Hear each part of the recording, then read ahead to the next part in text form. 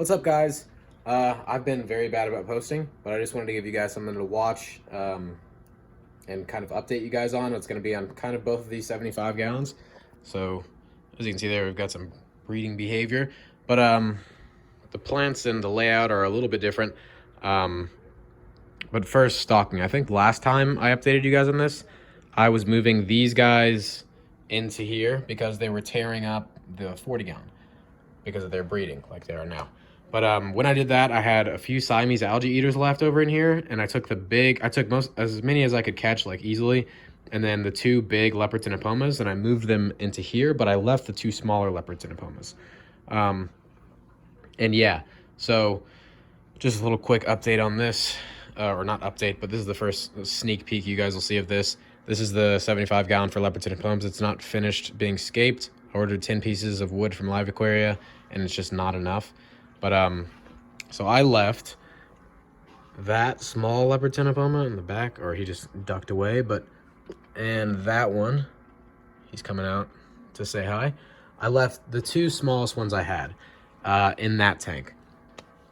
And I added, I think, 31 neon tetras to this tank. And as you can see, there's one neon tetra here.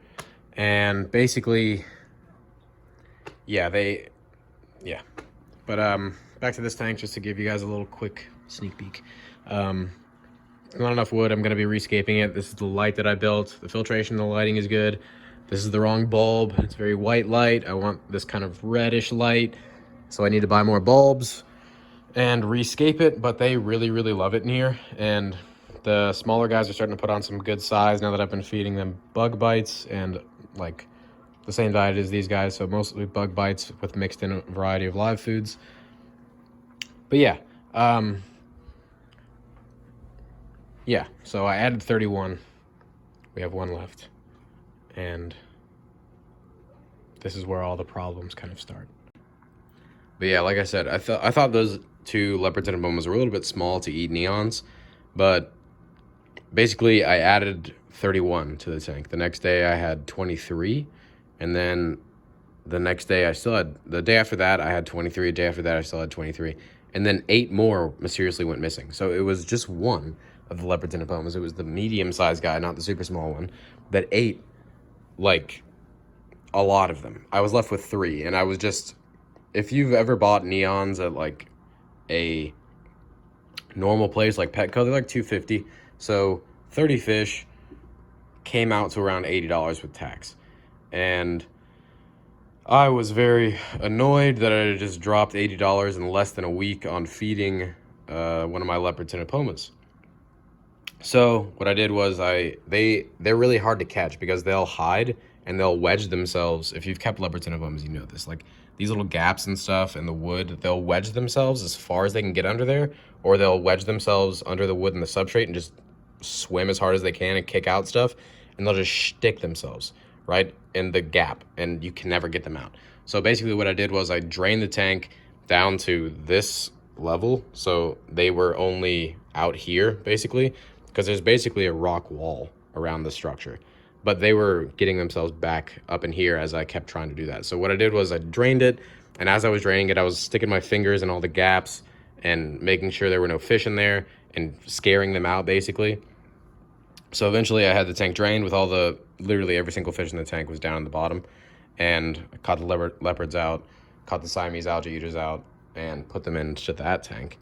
And then I added my Corydorus adulphoi and a few, you can see back there, autosynclus. I want to add more of those and more cories, but yeah. So basically, that was when this tank really started to do well. Once I got rid of the leopards and everything, the Bolivians were much, much more comfortable. As you can see, they're about to breed again.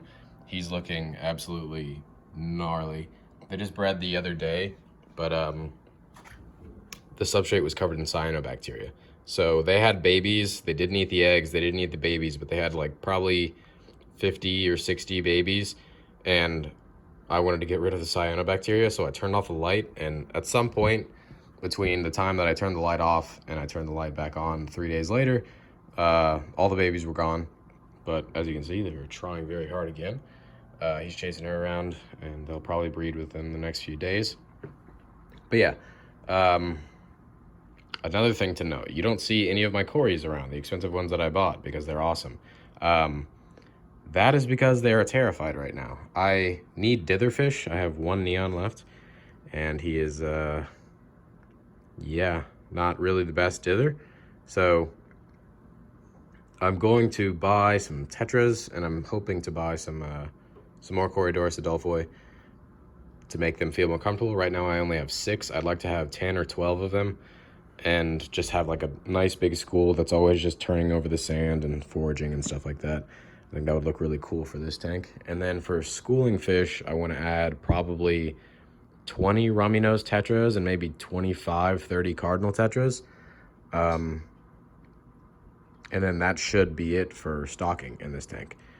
Other than that, I changed around the plants a lot in the past few weeks. Most of the, as you can see, there's a lot of Cryptolance, there's some Cryptospiralis in here. It used to be all kind of in this back corner, and this plant was just a single stem. So I pulled up a bunch of stuff, pulled up some wood, moved some stuff around. There used to be a ton of Bulbidus through this whole area. Pulled all of that out. I didn't like the way it looked. It wasn't the vibe I was going for in this tank. And I replaced it with a bunch of Windelov Java Fern here and around here, and then a bunch of narrow-leaf Java Fern that I very luckily found at Petco, of all places.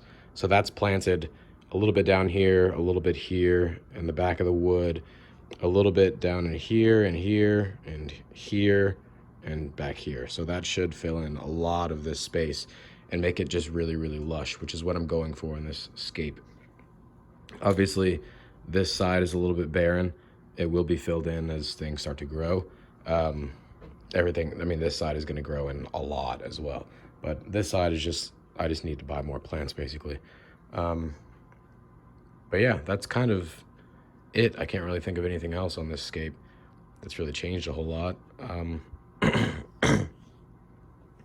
If you guys have any suggestions for stocking, other than rummy nose tetras and more Corydoras adelphoi and cardinal tetras, let me know in the comments section. If you guys have any suggestions for plants, I have a gap back here, right about there, that I could stick some plants. I'm thinking I want to do a, what's it called? Blixa alberti, which is like a really big bushy plant. I think it would look really cool right there, just really thick. And then as slowly as these guys fill in, they're gonna look even better. I was thinking about adding a lily somewhere, but I really don't know where I would put it at this point. And yeah, if you can't tell by my voice, I am a little congested right now. So sorry about that. But yeah, like I said, just wanted to give you guys something to watch and give you guys a little update, because my tanks are constantly changing. I just got a lot of stuff going on. You know, I have 9 tanks up. Like, I don't think you guys have even seen this tank. That's kind of new. That's Artemis, as my Colombian red-tailed boa. I didn't even show you guys the setting up of this tank. And that's all my bad. I have a tendency to kind of like get excited about things and order a bunch of stuff and just kind of aquascape something and set it up and not worry about like filming stuff, partially because I don't like filming when my roommates are out here, and they're always out here, so it's a little bit difficult there. But it is my bad for not showing you guys this stuff, and I'm sorry for that. I'm gonna try to be a lot better about that. Anyway, like I was saying, I'm gonna try to be a lot better about that. I'm gonna try to do more videos. I've probably said this before. I'm gonna try to do shit, but I'm actually gonna kind of try this time. I want to be putting out more content. I want to be doing more in-depth stuff that I just haven't had time to do kind of recently, and just haven't done anything recently. But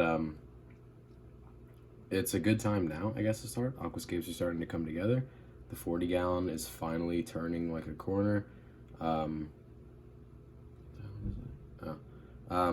I've been using RODI water solely for water changes, and a lot of the algae is starting to die off. A lot of the crypts aren't like looking super great either though, so that's not good. and then the surface is covered with floating plants at this point.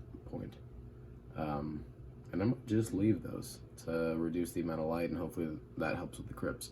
But I still need to order a new light for this tank because I don't want to be running the RGB Vivid on here. It's just too bright.